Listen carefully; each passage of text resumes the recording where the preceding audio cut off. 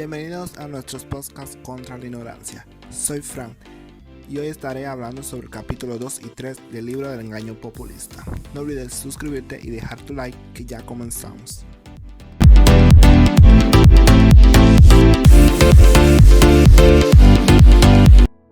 En el capítulo 2, titulado La hegemonía cultural como fundamento del populismo, empiezan con una cita de Álvaro García Linares del 2014, que dice: lo que ha sucedido en América Latina es una apropiación social de la democracia, como el espacio propicio para la hegemonía. La hegemonía entendida en el sentido gramsciano de liderazgo intelectual, de liderazgo cultural, de liderazgo ideológico, de liderazgo político. Así, con esta cita da comienzo el capítulo número 2. En la discusión cotidiana sobre el fenómeno populista, el papel de la cultura y de las ideas no se trata a fondo.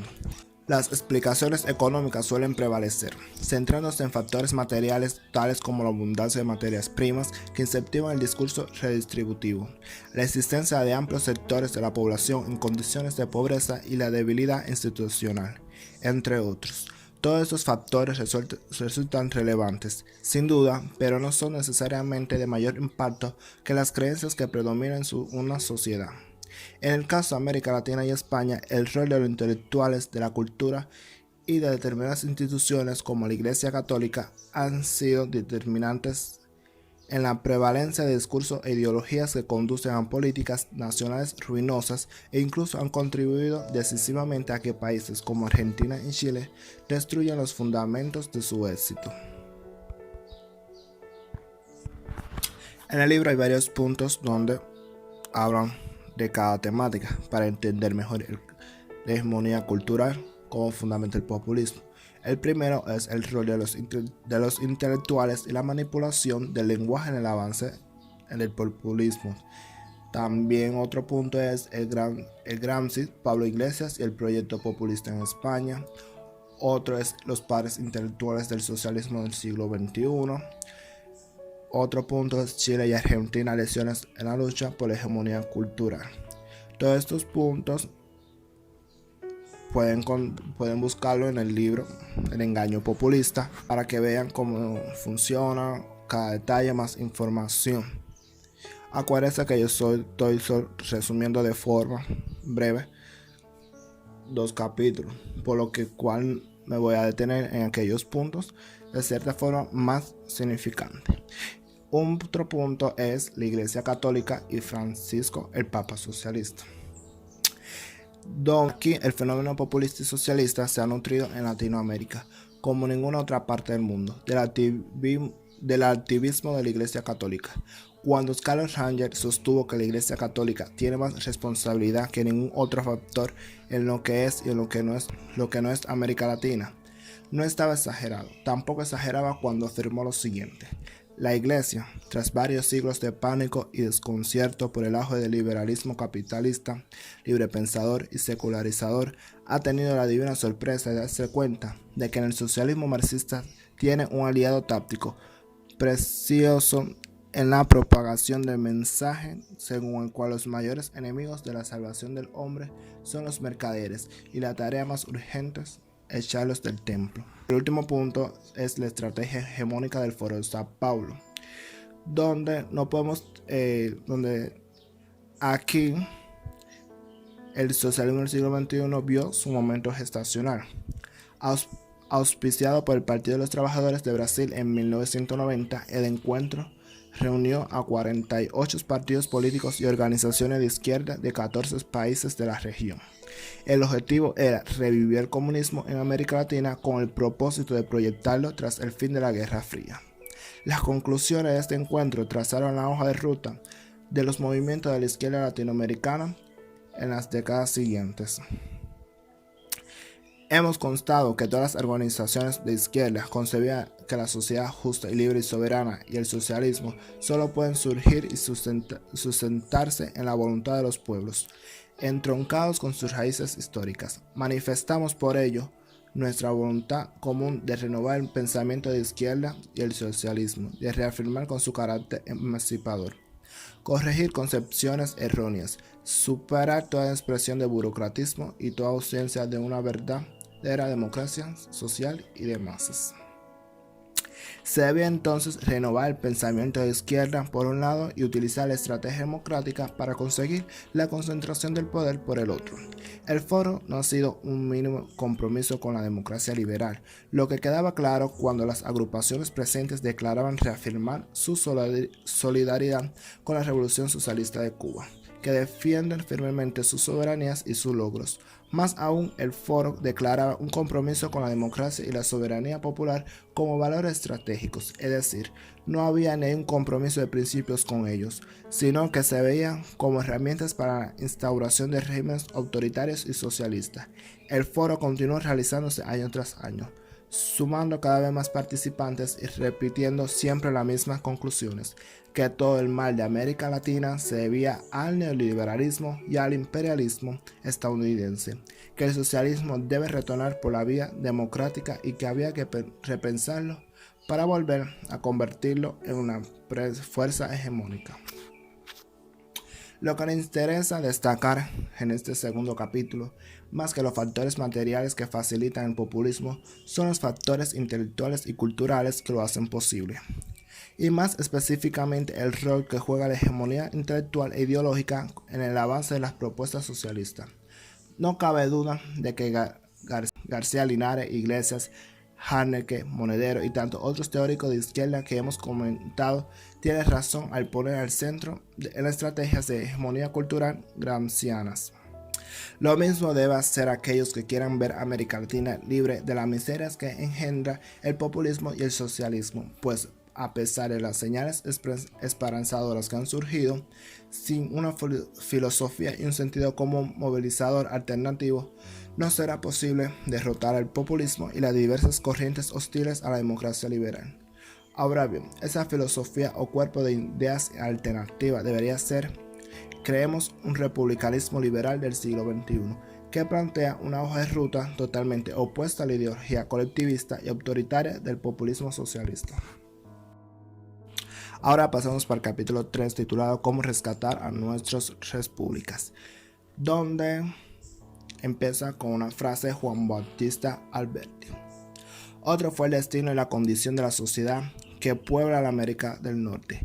Esa sociedad radicalmente diferente de la nuestra, debido al origen transatlántico de sus habitantes sajones, la dirección y comprensión de su régimen político de gobierno, en que la libertad de la patria tuvo por límite la libertad sagrada del individuo. Los hombres fueron libres porque el Estado, el poder de su gobierno no fue omnipotente, y el Estado tuvo un poder limitado por la esfera de la libertad o el poder de sus miembros a causa de que su gobierno no tuvo por modelo el de las sociedades griegas y romanas.